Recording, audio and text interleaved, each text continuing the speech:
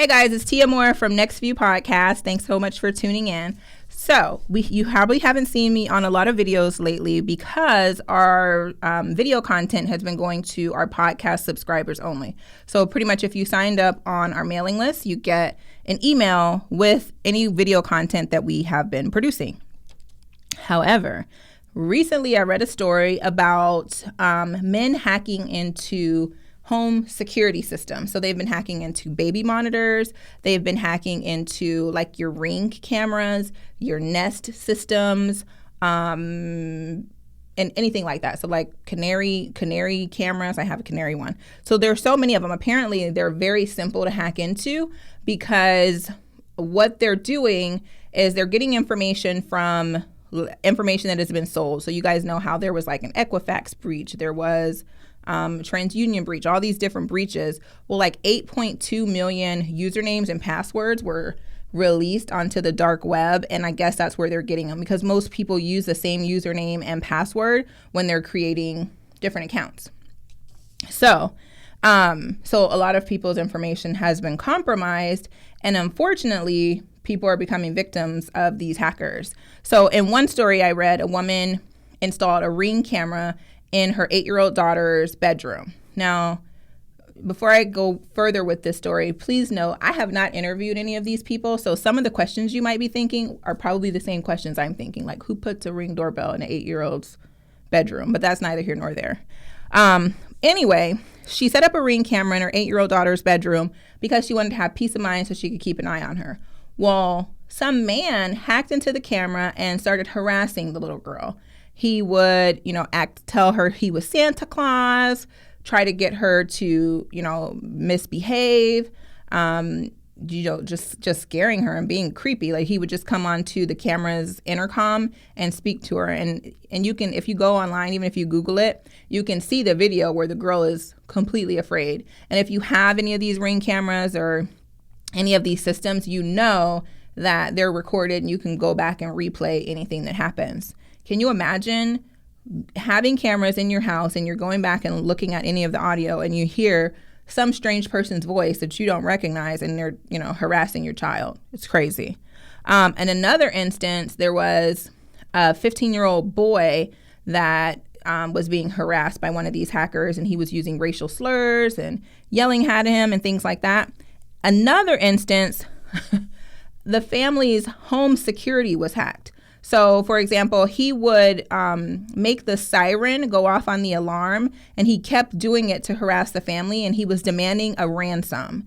And he said he would not stop hacking into the alarm and sounding off the loud siren until they paid the ransom. Crazy, right? So what I want to do is give you guys some tips on how you can safeguard yourself against something like this. Because for one, the first question I thought was, okay, how much privacy do we give up when we install these home cameras? Like I have one, and there's been plenty of times where I was like, should I turn that off while I'm home, or unplug it or do something with it? Because it's kind of questionable because you never know who really could be on the other side of it, watching everything that you have going on in your life, as well as like our Alexas. We already know that Amazon listens to those, and our phones it's just crazy. But anyway, what you can do for your cameras, what I want to give you is some tips on what you can do with your camera so that you can prevent hacking. Because the last thing you want to do is listen to your baby monitor. You have an infant or 1-year-old and some weirdo is singing your child a lullaby. So here's some things you can do. So make sure that your firmware on your camera is up to date. Don't assume that it automatically updates itself. Some cameras do automatically update, but some you have to go into the app and you have to click the update button while you're on Wi-Fi to make sure that it updates. So definitely check into whichever camera system or security system you have to make sure that the firmware is updated. And if you don't know, call the manufacturer or the company that does your monitoring for you, if there is one, and find out about it. 2, change your passwords and username.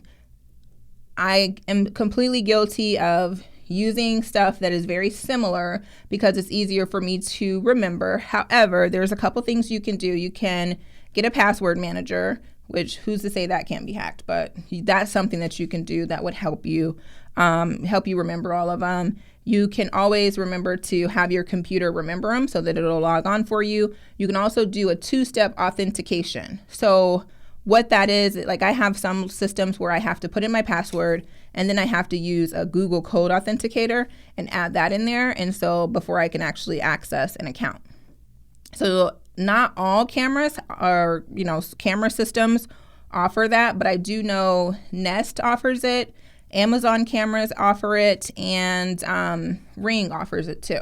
So those are 3 that I know that do offer it. There's probably others, but those are the 3 that I do know for sure. So that you can make sure that you are at least making an effort to safeguard yourself. And when you're picking your password, try to make it something really long and complicated. Don't use information that's out there. For example, your birthday is on Facebook, so don't use, 12/12/20. Like if that, or obviously you're not born in 20, but whatever the date is, don't put your birthday, because that's an easy one to remember. Don't put your address. Don't use your social security number, because again, so much information has pretty much been out there and it's published. You don't want to make it easy for somebody to take your information. So you guys feel free to Google the information so that you can see what's really happening, but just make sure that you safeguard yourself, because it is frightening. And if you have small children or anything like that, that can be impressionable. You never know. They can think they're talking to like a friend or somebody, or you never know how convincing these people can get. I mean, if they go to the steps of hacking into the camera, then you don't know how far that they'll go. So be safe. Happy holidays. And I look forward to seeing and talking to you guys soon. Thanks for tuning in.